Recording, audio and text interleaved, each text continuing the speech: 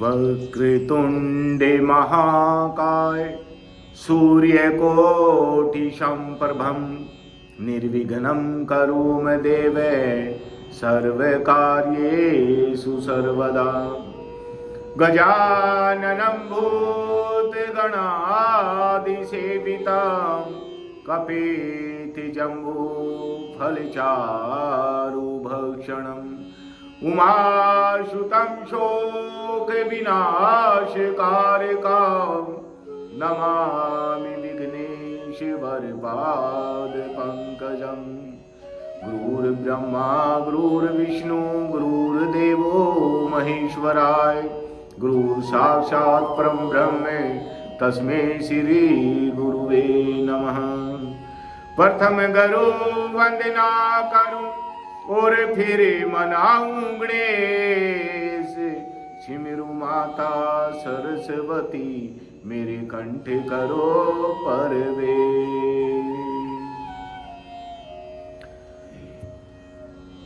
श्री शिव पुराण महात्म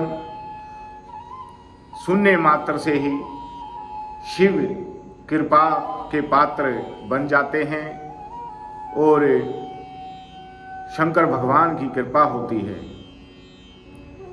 तो शौनक आदि ऋषियों ने सूत जी से एक बार शिव पुराण सुनाने का आग्रह किया। सूत जी ने ऋषियों से कहा कि आप सब धन्य हैं जो आपके हृदय में शिव जी की कथा सुनने की इच्छा जागृत हुई है। बोले शंकर भगवान की जय। इस शास्त्र का वर्णन भगवान शिव ने अपने श्री मुख से श्री सनत कुमार से किया था, इसलिए इसे शिव पुराण भी कहते हैं। इसके पठन मनन और श्रवण से कलियुगी मनुष्यों का मन शुद्ध हो जाता है तथा शिव पद की प्राप्ति भी हो जाती है। जो फल दान एवं यज्ञों के करने से प्राप्त होता है वही फल शिव पुराण के श्रोताओं को प्राप्त हो जाता है। इस ग्रंथ की 7 संहिताएं हैं जो कि इस प्रकार हैं। बोले शंकर भगवान की जय। पहली विंध्येश्वर, दूसरी रुद्र, तीसरी शतरुद्री और चौथी है कोटि रुद्री, 5वीं उमा संहिता, 6ठी है कैलाश संहिता और 7वीं है वायु संहिता।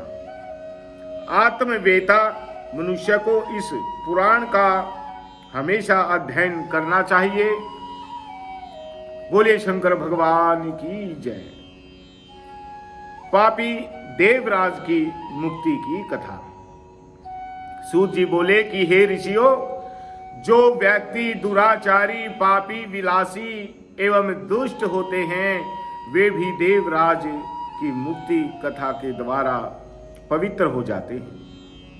लालची, मिथ्याभाषी, माता पिता को दुख देने वाले, दंभी, पाखंडी, क्रूरात्मा, द्वेषी, पतित, हिंसक और निर्दयी पुरुष भी कलयुग में इसके द्वारा पवित्र हो जाएंगे। इस प्रसंग में मैं आपको एक प्राचीन इतिहास सुनाता हूं जिसके सुनने से सभी पापों का नाश हो जाता है। किरात नगर में एक ब्राह्मण रहता था जो बहुत दुराचारी और दरिद्री था। वह धर्म और वेदों से विमुख था। वह इतना गिरा हुआ था कि वह स्नान तक नहीं करता था। उसने अधर्म से बहुत सा धन एकत्रित कर लिया था। वह एक बार एक तालाब पर नहाने के लिए गया। उसी समय वहां एक वेश्या भी आई जिसका नाम शोभावती था। वह उस वेश्या को देखकर उसकी ओर आकर्षित हुआ। वह वेश्या भी उसे देखकर परम प्रसन्न हुई। वे दोनों चिरकाल तक विहार करते रहे। ब्राह्मण के माता पिता ने बार बार उसे समझाया परंतु उसने अपने माता पिता की बात पर कोई ध्यान नहीं दिया। उस अधम ब्राह्मण ने एक दिन ईश्वरियावश रात्रि ने अपने माता पिता व पत्नी का वध कर दिया और उनकी समस्त संपत्ति वेश्या को दे दी। बोलिए शंकर भगवान की जय। देव योग से एक दिन वह प्रतिष्ठापुर में आया।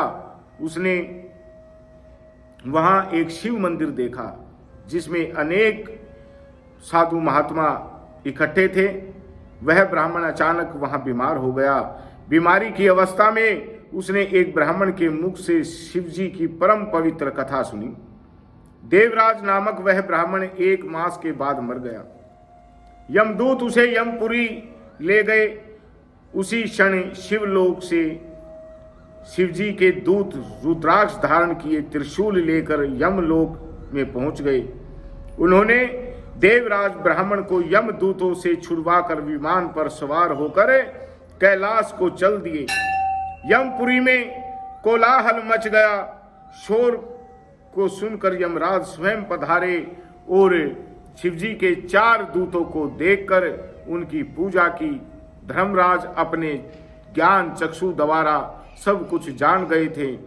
शिवजी के दूतों ने ब्राह्मण को ले जाकर दया के सागर शिवजी के सम्मुख उपस्थित किया। हे मुनिवरों, शिवजी की यह कथा परम पवित्र है, जिसके श्रवण मात्र से महापापी ब्राह्मण देवराज भी मुक्ति पा गया।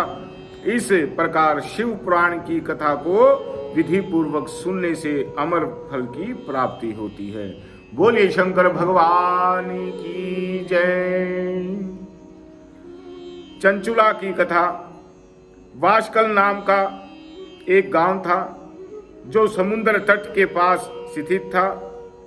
उस ग्राम के निवासी स्त्री पुरुष सब दुष्ट प्रकृति एवं पाप बुद्धि के थे। राम राम। मनुष्य पशुवृत्ति वाले और स्त्रियां व्यभिचारिणी प्रकृति की थी। उस गांव में एक ब्राह्मण रहता था जिसका नाम बिंदुग था। उसने वहां का दृश्य देखा और शंकर भगवान का ध्यान करके अपनी कामातुरतावश रूपवती पत्नी चंचुला के होते हुए भी एक वेश्या के कोठे पर जाने लगा। इस कारण वह धीरे धीरे अपनी पत्नी से विमुख होता गया। कुछ समय तक तो चंचुला अपने काम के वेग को सहन करती रही, परंतु दीर्घ समय तक वह अपनी इंद्रियों पर नियंत्रण न रख सकी। वह एक जार से रति हुई। एक दिन बिंदुग ने अपनी पत्नी चंचुला को पर पुरुष के साथ रमण करते पकड़ लिया। वह क्रोध में भर गया।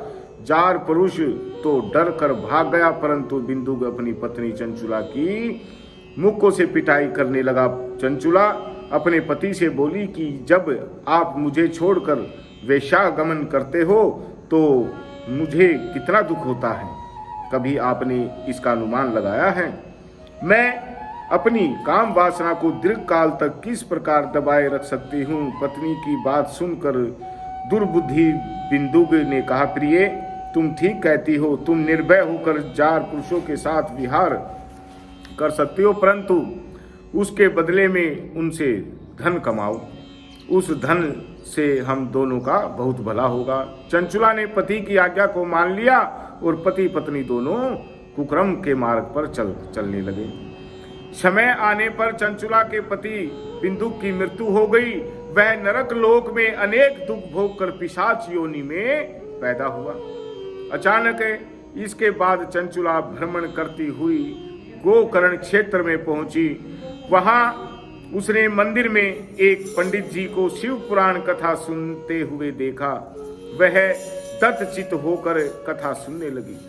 उसने कथा में जार पुरुषों में आसक्त स्त्रियों के दुष्परिणाम नरक भोग की व्यथाजनक बात सुनी तो वह कांपने लगी। कथा के समाप्त हो जाने पर सब लोगों के चले जाने के पश्चात चंचुला कथावाचक ब्राह्मण के चरणों में सिर रखकर बिलखने लगी। ब्राह्मण द्वारा पूछने पर उसने अपनी सारी कथा सुना डाली और पश्चाताप करती हुई अपने उद्धार का उपाय पूछने लगी। बोले शंकर भगवान की जय। ब्राह्मण ने कहा कि जिस शिव पुराण की कथा को सुनकर तुम्हारे हृदय में विवेक पैदा हुआ, उसी पुराण को प्रतिदिन सुनने से तुम्हारा उद्धार हो सकता है। जिस तरह निर्मल दर्पण में सही प्रतिबिंब दिखाई देता है, उसी तरह शिव पुराण के सुनने से चित्त में अंबिका सहित भगवान शिव का साक्षात्कार हो जाता है। शिव जी की कथा सुनने और मनन करने से चित्त की शुद्धि तथा गणेश एवं कार्तिकेय सहित शिव जी की भक्ति प्राप्त होती है। शिव जी का भक्त उनकी कृपा से देव दुर्लभ मुक्ति प्राप्त कर लेता है। इसलिए हे चंचुला, तुम्हारे कल्याण का एकमात्र उपाय शिव पुराण का श्रवण करना ही है। ब्राह्मण की बात सुनकर चंचुला उससे ही शिव कथा को सुनने का अनुरोध करने लगी। अब ब्राह्मण ने उसकी प्रार्थना को स्वीकार कर लिया। चंचुला ने पंडित द्वारा बताई विधि से स्नान किया, जटा वल्कल वस्त्र धारण करके शरीर पर भस्म लगाकर रुद्राक्ष की माला धारण करके एवं जितेंद्रिय होकर शिव पुराण को सुनने लगी। इस प्रकार शिव जी के ध्यान में मगन रहकर चंचुला ने समय आने पर शरीर का त्याग किया और शिव लोक में पहुंचकर उमा सहित भगवान शिव शंकर के साक्षात दर्शन किए। उसकी श्रद्धा भक्ति को देखकर पार्वती ने उसे सदैव के लिए अपना सामीप्य प्रदान किया। सोनक जी ने सूत जी से प्रार्थना की कि चंचुला का आगे का वृत्तांत बताने की कृपा करें। सूत जी ने कहा कि हे मुनि श्रेष्ठ, चंचुला ने अपनी निश्चल भक्ति द्वारा भगवती पार्वती का सानिध्य प्राप्त कर लिया। एक दिन चंचुला ने भगवती पार्वती से अपने पति के संबंध में जिज्ञासा प्रकट की, तो भगवती पार्वती ने उसे बताया कि बिंदुक नरक की अनेक यातनाएं भोगने के बाद इस समय पिशाच योनि में है, कष्टप्रद जीवन व्यतीत कर रहा है।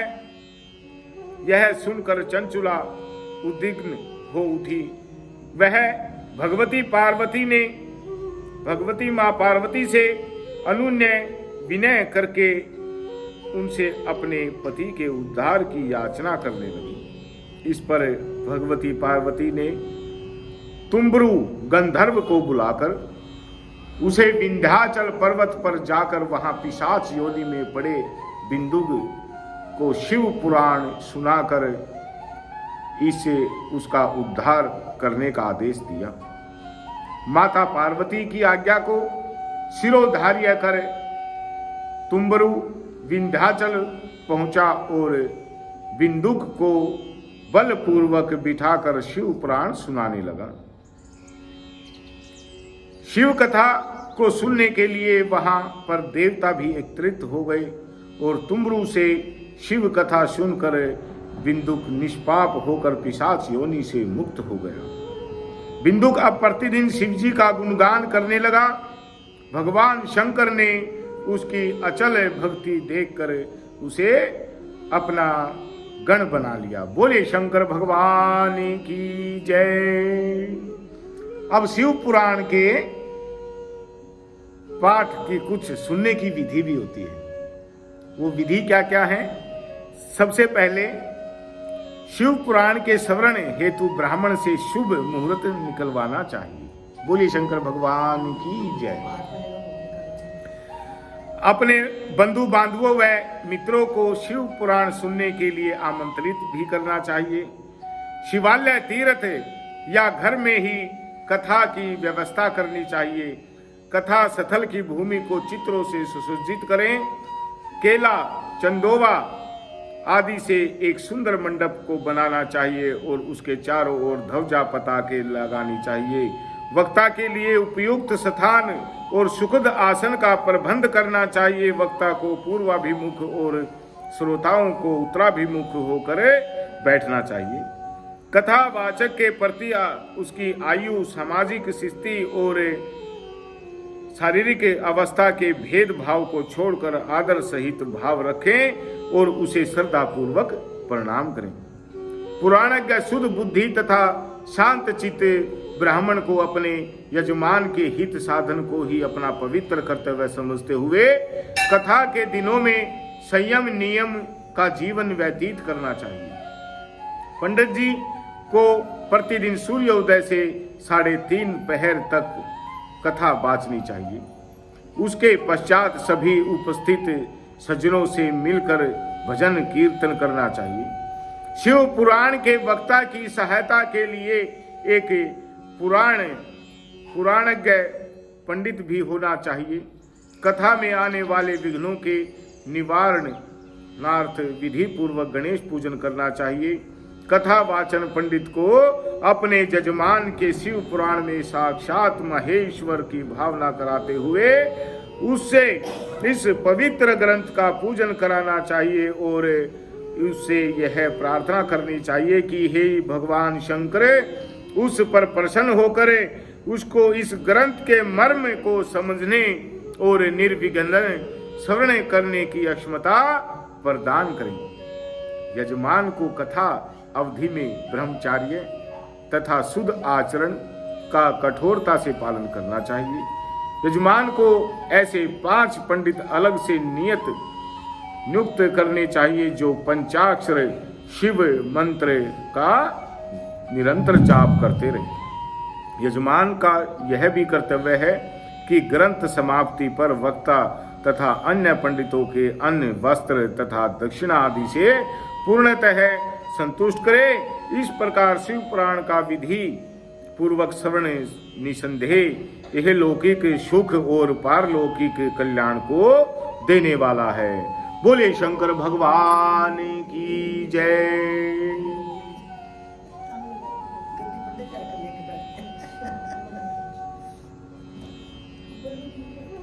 विंध्येश्वर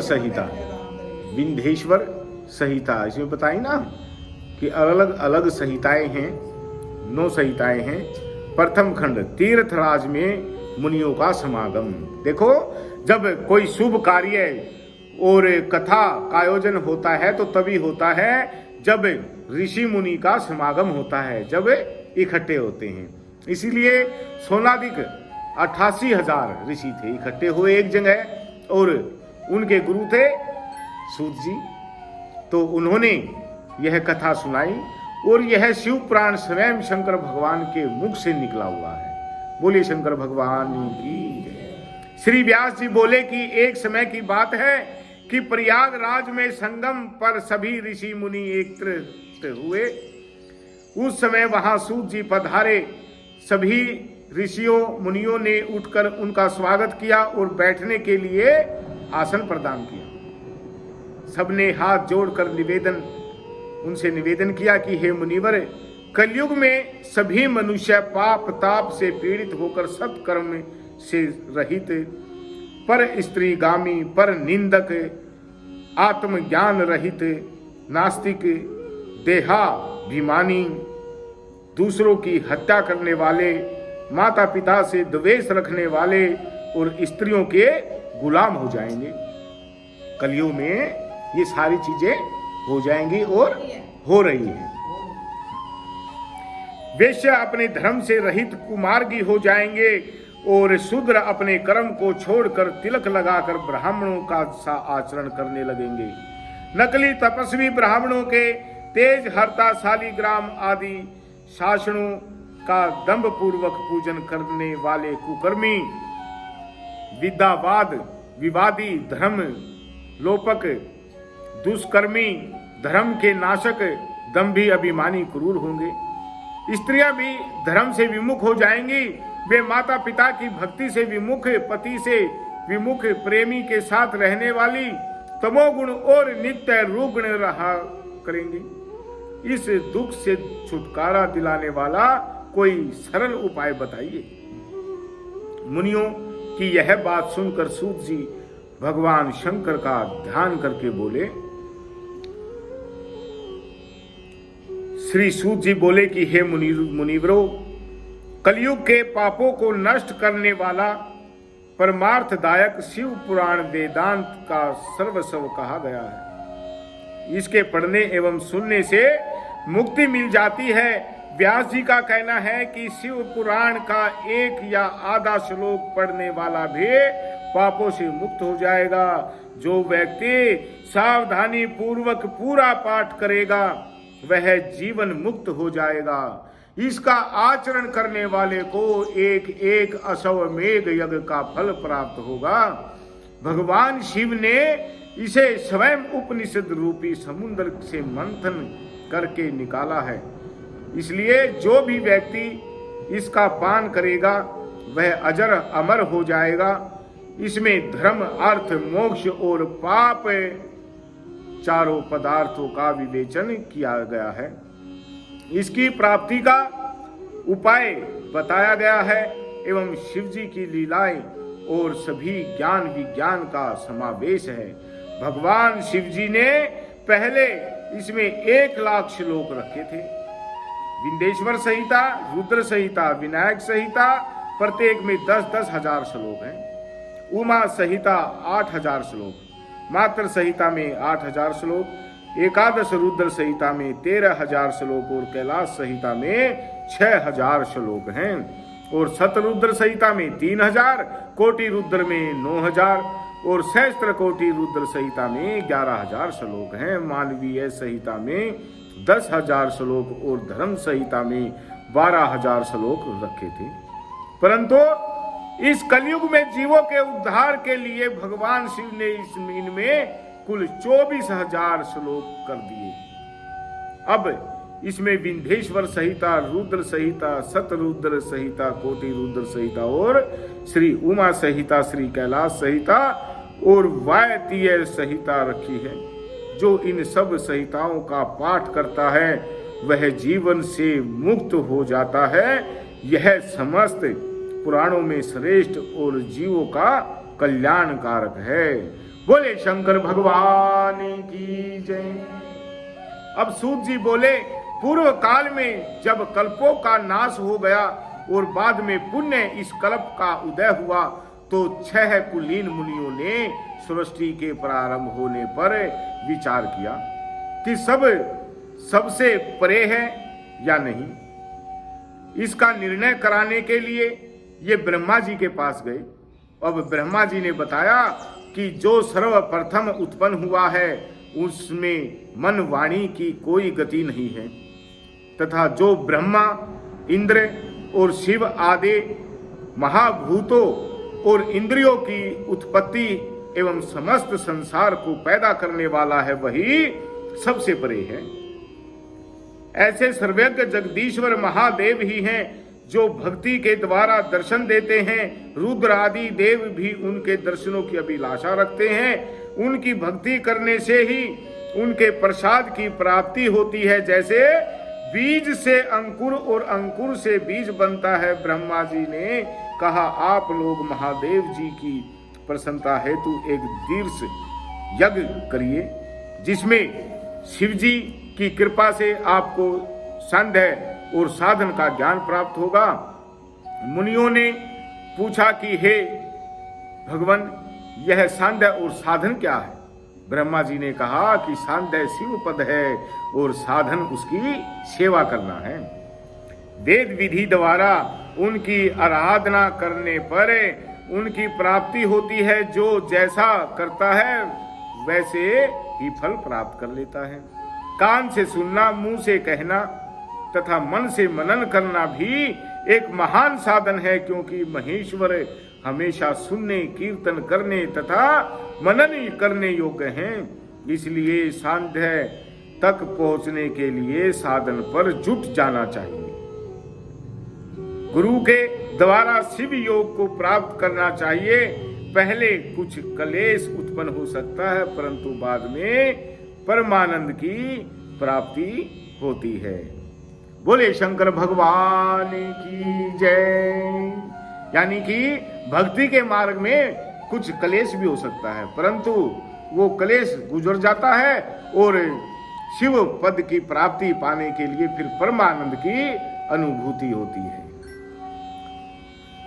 ओम नमः शिवाय, ओम नमः शिवाय, हरे हरे बोले नमः शिवाय, ओम नमः शिवाय, ओम नमः शिवाय, हरे हरे बोले नमः शिवाय, नमः शिवाय शिव नमः शिवाय, हरे हरे बोले नमः शिवाय, ओम नमः शिवाय, ओम नमः शिवाय, हरे हरे बोले नमः शिवाय, नमः शिवाय, ओम नमः शिवाय, हरे हरे बोले नमः शिवाय, दिगंबराय शिव दिगंबराय, हरे हरे बोले नमः शिवाय, ओम नमः शिवाय, ओम नमः शिवाय, हरे हरे बोले नमः शिवाय, ओम नमः शिवाय, ओम नमः शिवाय, हरे हरे बोले नमः शिवाय, नमः पार्वती पते हर हर महादेव।